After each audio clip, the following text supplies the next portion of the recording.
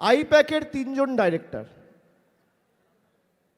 তিনজন ডাইরেক্টর কোম্পানির উপর রেড হলে তিনটে ডাইরেক্টরের উপর রেড হবে। একজন দিল্লিতে কাজ করছে, একজন তামিলনাড়ুতে কাজ করছে, একজন বাংলায় কাজ করছে। খালি বাংলায় রেড হবে কেন?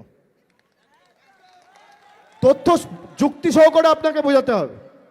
আইপ্যাকের চেন্নাইতে অফিস আছে, আইপ্যাকের দিল্লিতে অফিস আছে, আইপ্যাকের কলকাতায় অফিস আছে। খালি কলকাতায় রেড কেন? দিল্লিতে রেড নয় কেন? হায়দ্রাবাদে আইপ্যাকের অফিস আছে, সেখানে রেড নয় কেন? কেন? তার কারণ রেড করতে তো আসেনি, তথ্য নিতে এসছে, চুরি করতে এসছে। আগের বার ইলেকশনে আপনারা ভুলে গেছেন আমার ফোনে পেগাসাস ঢুকিয়েছিল? ভুলে গেছেন?